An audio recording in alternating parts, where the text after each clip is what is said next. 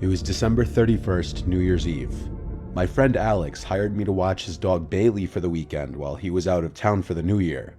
I'm 35, he's 27, so I don't have that same urge to go out and party for New Year's Eve like he does.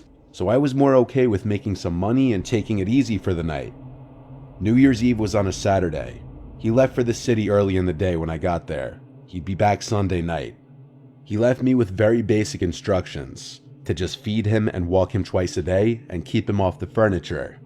Bailey is a very small husky mix. I'm not sure what else she is, but she's about a third the size of a regular husky, and she's very quiet and well behaved. Hence why Alex was okay with me watching her instead of a dog sitter. I brought a backpack which contained my laptop, charger, toiletries, and a change of clothes for Sunday. Alex and I don't go way back. We met through mutual friends and had started going out occasionally on the weekends ever since. I would be sleeping in the spare bedroom of his house on the futon. Throughout the day, I just did stuff on my laptop and played some of Alex's video games. Later in the night, I invited my girl over with Alex's permission. His response was, "You better not f*** in my bed," a way of jokingly saying yes, she can come over. She said she'd be getting out of work after 12, but then she'd come straight over. Alex's house is about half an hour from us, so my girl Trisha wouldn't be getting there until late. I had to kill the time alone with Bailey watching movies until then. We were in the living room, and Bailey was by my feet. It was probably 9 p.m. when the doorbell rang. I went to answer the door, and it was a girl at the door. She looked about 30. She had a hoodie on and was holding a jacket. She introduced herself as Alex's girlfriend and said she left something here that she needed to grab. I offered to grab it if she wanted, and she said no, it's okay. She knew where it was in his room. I said okay, that's fine, and let her inside. She went straight upstairs to Alex's room and slightly closed the door behind her without latching it. I right away texted Alex, "I didn't know you had a girlfriend." She was in there for quite some time, until she came back out, still holding her jacket. She came back down the stairs and thanked me and was going straight for the door. I tried to stop her for a quick conversation, saying, "How long have you guys been dating?" And she said, "Too long," then laughed, as if making a joke. I laughed too, and then she said, "Have a good night." I was a bit surprised by the interaction, but what I gathered from it was they had probably just recently broken up. Now I started to worry that maybe I shouldn't have let her in. Since Alex hadn't answered my text yet, I called him a few times before he picked up. He was out with his friends in a loud setting, so he could hardly hear me until he went outside to talk. I told him his girlfriend just came by to grab something, and he was completely bewildered at what I was saying. "Who are you talking about?" he said. I responded, "She said she was your girlfriend. I didn't get a name." He said in a yell, "You know I don't have a girlfriend. What did she look like?" I started to feel really stupid just about now. I described the girl, and he said he had no idea who this could have been. I then proceeded to explain to him that she went upstairs to his room for a few minutes, then came back down. This was when he started freaking out. He told me to go up to his room now and check if she stole anything. Of course, I didn't know what was in his room beforehand, so he had me check for specific things, which all appeared to still be there. He tried hard to figure out who it could have been, and said he'd call me back after he made some calls and sent me some pictures of different girls. Understandably, this was putting a damper on his night. I could tell he'd already been drinking, so I felt awfully stupid for letting some random girl into the house. He started sending me screenshots of different girls' Instagram accounts, none of them resembling the girl who came in. When I said no to all of them, he went silent for an hour. Then he texted me randomly, "I think I know who it was. Make sure she doesn't come back."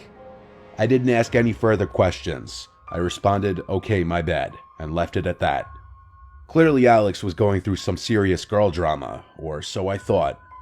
I watched the ball drop alone. Not that I really care about the new year or the ball drop at all. Later that night, Trisha finally made it over, and so we hung out in the living room together. I told her what happened, and she was shocked. But then a freakish coincidence happened. Bailey lifted her head and looked at the front door, and then there was a knocking at the door. Whoever it was didn't ring the bell. There was no shot I was opening it. I called Alex a bunch of times, but he didn't pick up. He was wasted and didn't even feel his phone vibrating. Trisha and I stayed quiet, and eventually whoever it was went away.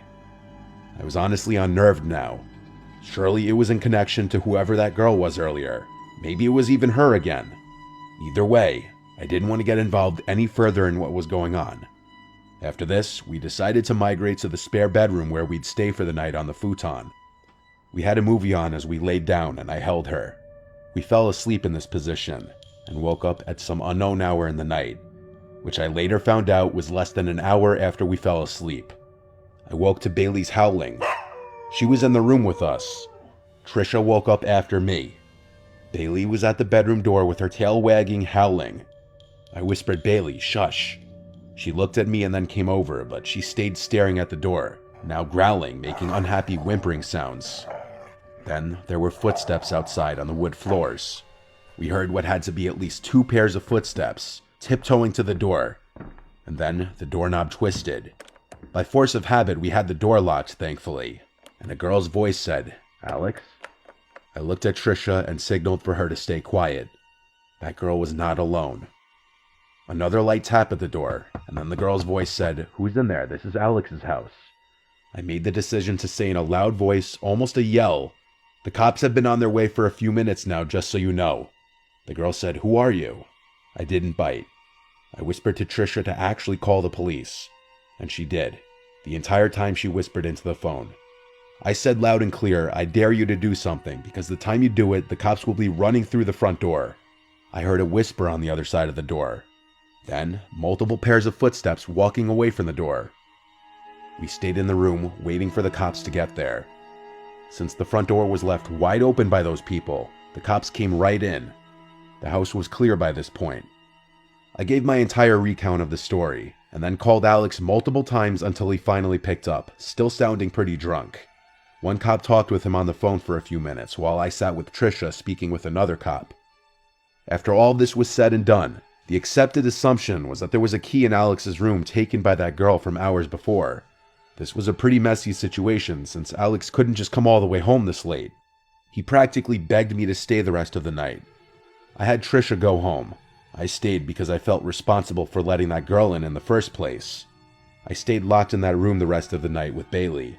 I literally wedged a chair against the front door, some half-assed attempt at keeping them out if they decided to return. By morning, though, it seemed that they didn't return. Alex came back earlier that day than originally planned.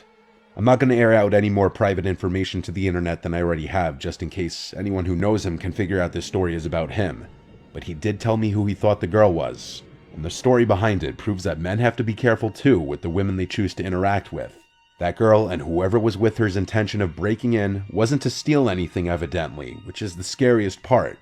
He changed his locks ASAP. I can't even imagine staying in that house if I were him after this. However, it's been a year, and as far as I know, nothing has happened, unless he's keeping more to the story he told me a secret.